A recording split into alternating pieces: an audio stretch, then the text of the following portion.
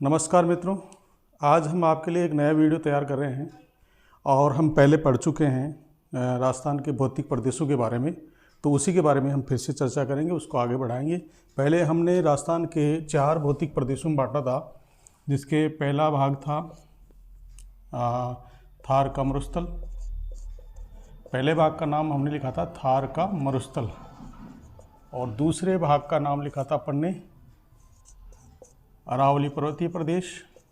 अरावली पर्वतीय प्रदेश। और तीसरा भाग था अपना पूर्व का मैदानी प्रदेश। और चौथा भाग था दक्षिणी पूर्वी पठारी प्रदेश। दक्षिणी पूर्वी पठारी प्रदेश। दोस्तों, हमने इसके बारे में चर्चा करी थी। ये 4 भाग राजस्थान के भौतिक प्रदेशों में बांटा गया है और 4 भागों की हमने चर्चा करी पूर्व में। तो हमने सबसे पहले, अब आज हम जो अध्ययन करेंगे वो थार के मरुस्थल के विषय में करेंगे कि थार का मरुस्थल की विशेषताएं क्या है, ये कब हुआ, कब उत्पत्ति हुई। तो आज से लगभग 10 लाख वर्ष पूर्व 10 लाख वर्ष पूर्व थार के मरुस्थल की उत्पत्ति 33 सागर के अवशेष के रूप में हुई। 33 सागर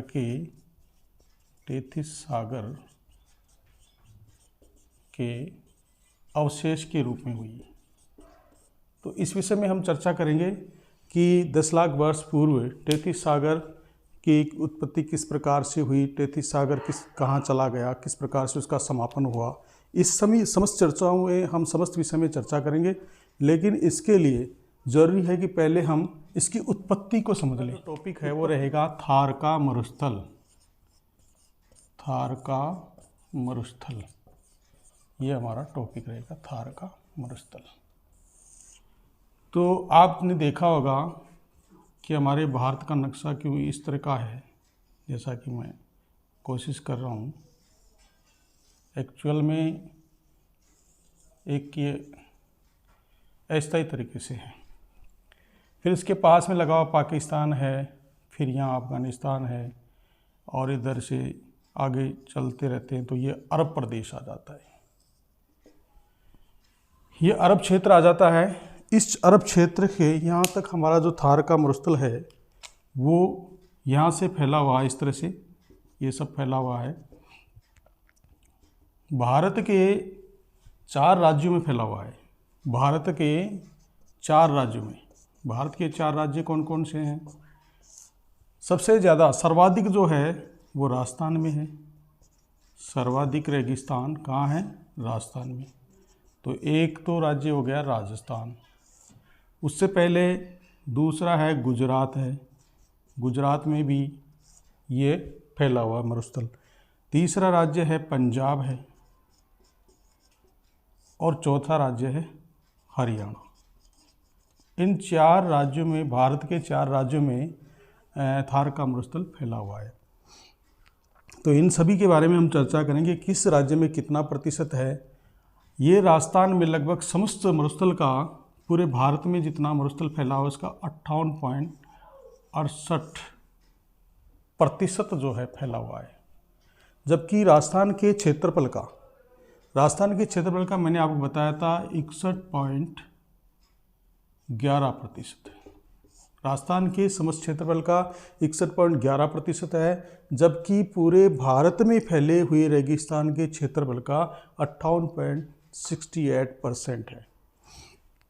राजस्थान के ये 12 जिलों में फैला हुआ है। राजस्थान के 12 जिले कौन कौन से हैं मैं बता देता हूँ आपको। सबसे पहले है ऊपर वाला जिला गंगानगर। गंगानगर के बाद बीकानेर, जैसलमेर, बाड़मेर,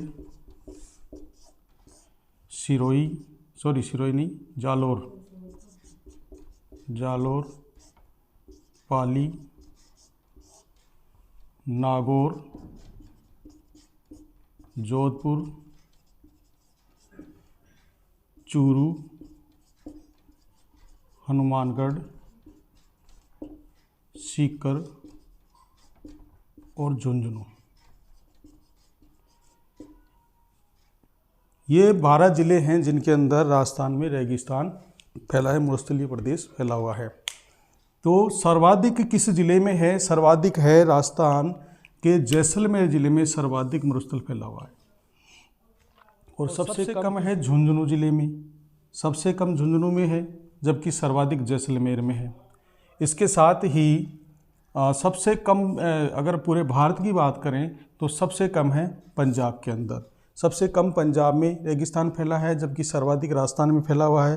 अगर राजस्थान के ज़िलों की बात करें हम तो इस चर्चा करते हैं तो ये हमें पता चलता है कि जैसलमेर में सर्वाधिक मरुस्थलीय जिला है जैसलमेर। सर्वाधिक मरुस्थल कहाँ पाएगा? जैसलमेर में। और सबसे कम झुंझुनू ज़िले में। तो राजस्थान के कुल 12 ज़िले हैं, ये कुल जो मैंने लिखे हैं: गंगानगर, बीकानेर, जैसलमेर, बाड़मेर, जालौर, पाली, नागौर, जोधपुर, चूरू, हनुमानगढ़, सीकर और झुंझुनू।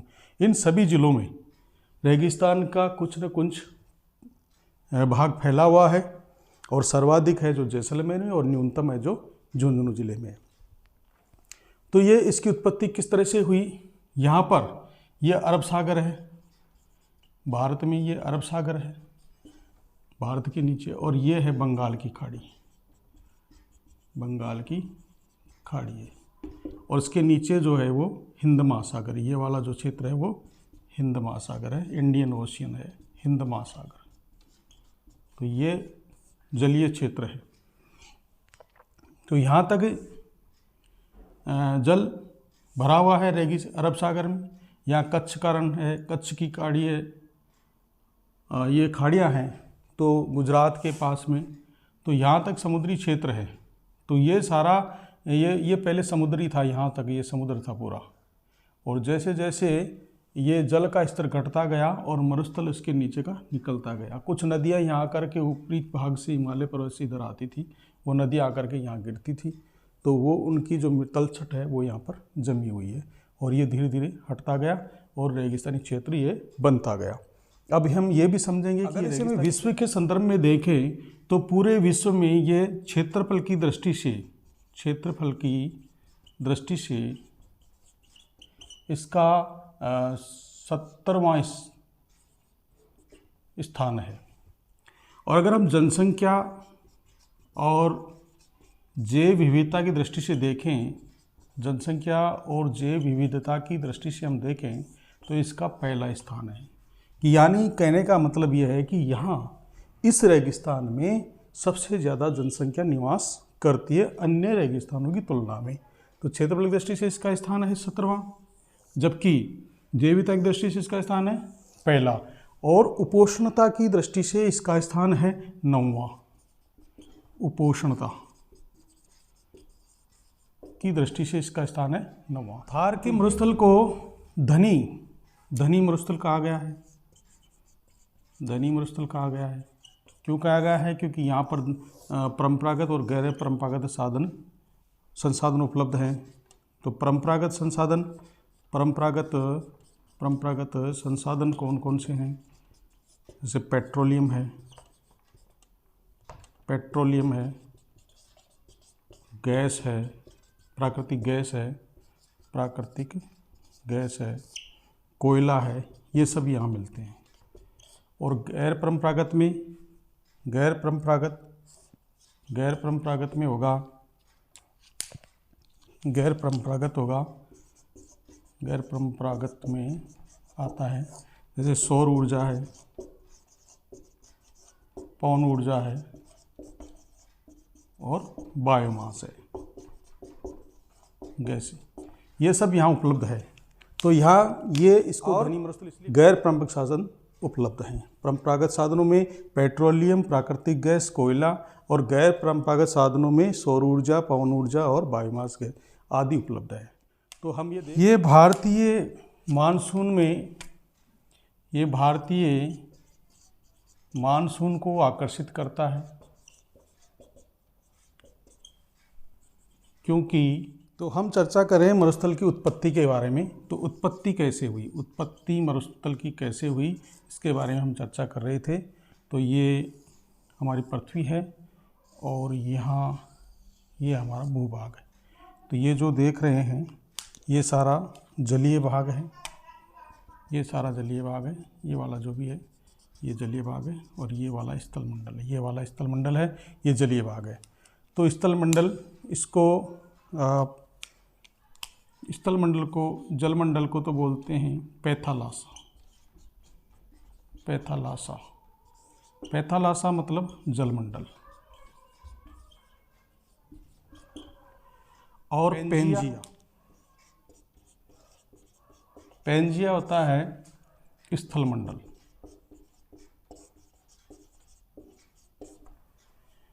जब इनमें इसको बोलते हैं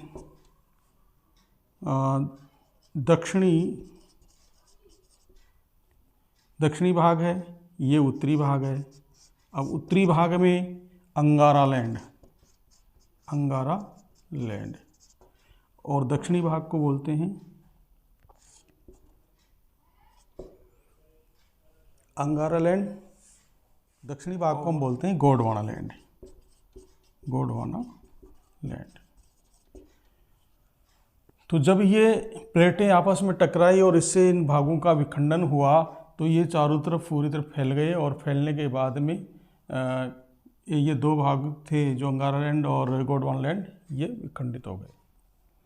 इससे क्या है, अभी जो महाद्वीपों का निर्माण हुआ और महासागरों का निर्माण हुआ, उसके बाद में यहाँ जो 33 सागर था, जो मैंने अभी भारत के नक्शे में बताया था, तो ये 33 सागर का अवशेष है थार का मरुस्थल, 33 सागर। तो ये कहाँ तक फैला हुआ है, ये दक्षिणी अफ्रीका, जो अफ्रीका महाद्वीप है, अफ्रीका महाद्वीप का पूर्वी भाग, पूर्वी अफ्रीका और अरब देश, इसके अलावा जो पाकिस्तान और भारत, यहाँ तक ये फैला हुआ है। पूरे अफ्रीका का भाग, अरब देश और पाकिस्तान और भारत यहाँ तक फैला है।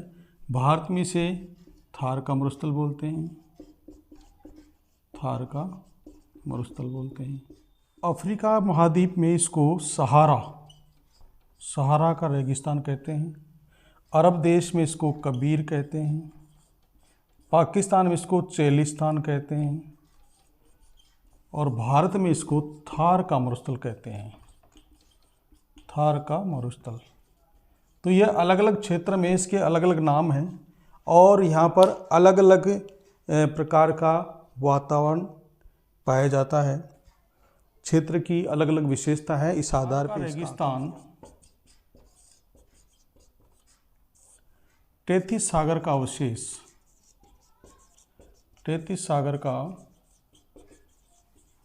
अवशेष कैसे है ये पता करेंगे हम। तो 33 सागर का अवशेष कैसे है, इसके लिए हम देखते हैं कि यहाँ पर इस रेगिस्तान में एक तो खारे पानी की झीलें पाई जाती हैं, खारे पानी की झीलें, जैसे अपने राजस्थान में पाई जाती है, सांबर है, डीडवाना है आदि। और दूसरा इसके अंतर्गत है कि राजस्थान जैसलमेर में एक गांव है, जैसलमेर में कुलधरा, जैसलमेर में कुलधरा गांव है, वहाँ पर व्हेल मछली के अवशेष मिले हैं।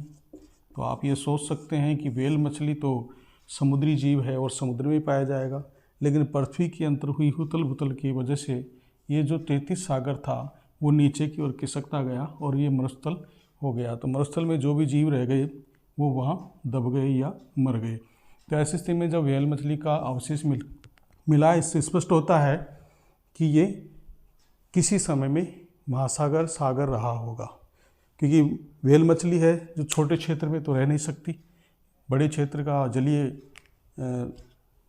स्थान चाहिए उसके लिए। तो इस तरह से ये कुछ अवशेष मिले हैं, इससे ये पता चलता है कि ये 33 सागर का अवशेष है। यहाँ पर अवशेष मिले हैं, प्लस साथ में यहाँ पर कोई जो पेट्रोलियम पदार्थ हैं, पेट्रोलियम है, पेट्रोलियम, गैस, कोयला, ये सभी चीज़ें ये स्पष्ट करती हैं कि ये किसी समय समुद्री क्षेत्र रहा होगा। जैसलमेर के आकल गांव में, जैसलमेर में जैसलमेर के आकल गांव में जुरेसिक काल की वनस्पति के अवशेष मिले हैं, वनस्पति के अवशेष मिले हैं। तो ये अवशेष मिले हैं, ये भी स्पष्ट करते हैं कि ये देखिए दोस्तों, हम राजस्थान के संदर्भ में वार्ता कर रहे थे, हम कुछ विश्व स्तर पे चले गए थे, लेकिन अब वापस लौटते हैं हम राजस्थान के क्षेत्र। तो राजस्थान का ये सबसे बड़ा भौतिक प्रदेश है, राजस्थान का सबसे बड़ा भौतिक प्रदेश, क्षेत्रफल की दृष्टि से राजस्थान का सबसे बड़ा भौतिक प्रदेश है ये रेगिस्तानी क्षेत्र जो है, और राजस्थान के कुल क्षेत्रफल का 61.11% है। जनसंख्या के यहाँ पर जनघनत्व जो सबसे न्यून है, जनघनत्व राजस्थान में मरुस्थलीय क्षेत्र में सबसे न्यून है। न्यून का मतलब है कम है, सबसे कम है। यहाँ जो क्षेत्रफल है 61.11 है, लेकिन जो जनसंख्या है यहाँ पर 40%, राजस्थान की कुल जनसंख्या रहती है 40%।